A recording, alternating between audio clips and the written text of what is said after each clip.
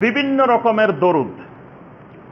দরুদে মাহি নাম শুনছেন, দরুদে তাজ, দরুদে তুনার জিনা, দরুদে শেফা, দরুদে লাখি, দরুদে হাজারি, দরুদে রুহি, দরুদে নারিয়া, দরুদে গাউসিয়া, এই জাতীয় যত দরুদ, এই দরুদগুলো সব বানানো দরুদ।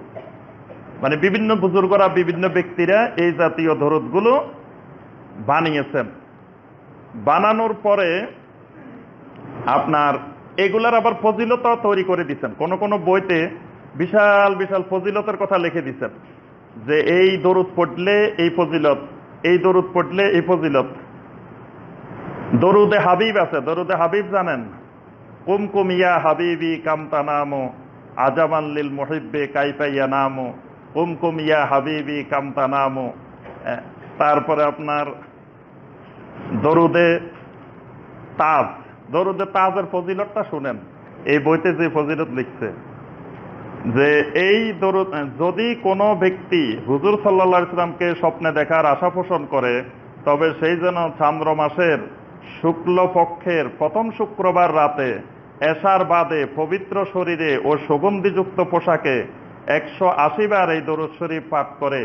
এইভাবে 11 দিন পাঠ করলে ইনশাআল্লাহ সেই স্বপ্নে বিশ্বনবী হযরত রাসূলুল্লাহ সাল্লাল্লাহু আলাইহি ওয়াসাল্লামের দর্শন লাভে সক্ষম হইবে।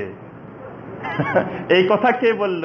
ওনাকে কে বলে দিল যে এটা 180 বার এইভাবে পড়লে যে রাসূল সাল্লাল্লাহু আলাইহি ওয়াসাল্লামের সাক্ষাৎ পাবে? তারপরে ফজরের বাদে 7 বার, আসরের বাদে 3 বার, এশার বাদে 3 বার পড়বে। এটা হলো দরুদে তাজের ফজিলত।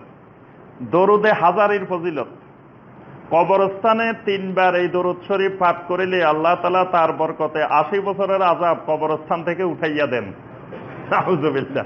কে বলল যে 3 বার এই দরুদ শরীফ পড়লে দরুদে হাজারি 80 বছরের আযাব নাকি কবরস্থান থেকে উঠাই দেয়? যদি 20 বার এই দরুদ পড়ে পাঠ করে তার সওয়াব মা বাবাকে দান করে, তবে সেই যেন মাতা পিতার সমস্ত দাবি পূরণ করিল। আল্লাহ তাআলা তার পিতা মাতার জিয়ারতের জন্য 1000 ফেরেশতা পাঠাইয়া দিবেন, তাহারা কিয়ামত পর্যন্ত এই কাজে নিযুক্ত থাকিবেন। নাউযুবিল্লাহ। দেখেন কি ফজিলত বানাই দিছে, কি ফজিলত লিখে দিছে। এই জাতীয় কোনো কথা, কোনো সহিহ দঈফ জাল কোনো হাদিসে আসে নাই। দরুদে হাজারি, তারপরে আপনার দরুদে লাখি। দরুদে লাখি হলো মানে লক্ষ লক্ষ সওয়াব। দরুদে নারিয়া হলো আগুনের মতো কাজ করে। নারিয়া মানে আগুন। এটা খতমও আছে, খতমে নারিয়া, বলে যে মানে আপনার অসুখ হয়েছে বা আপনি বিপদ আপদে পড়ছেন, এই দরুদে নারিয়া পড়লে আগুনের মতো কাজ, মানে একবার সাথে সাথে আপনার অসুখ ভালো হয়ে যাবে, বিপদ আপদ দূর হয়ে যাবে। এই জন্য দরুদে নারিয়া। তারপরে দরুদে গাউসিয়া। দরুদে গাউসিয়া হলো আব্দুল কাদের জিলানী রহমতুল্লাহ আলাইহির নামে দরুদ, এজন্য এটা দরুদে গাউসিয়া।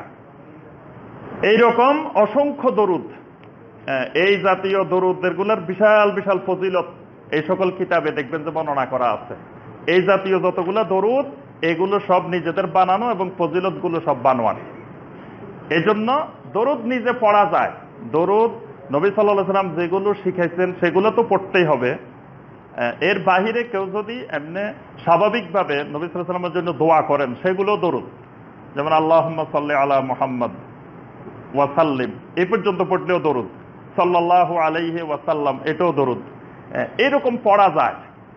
তবে একটা সুনির্দিষ্ট রূপ দিয়ে এটার ফজিলত বর্ণনা করা, এটা গুনাহের কাজ। মানে একটা দরুদ নিজে বানাইলাম, বানাই বললাম যে এটার এত ফজিলত, এটা করলে এটাই হবে, এটা করলে, এইগুলা মারাত্মক গুনাহের কাজ। এগুলা কারো অধিকার নাই।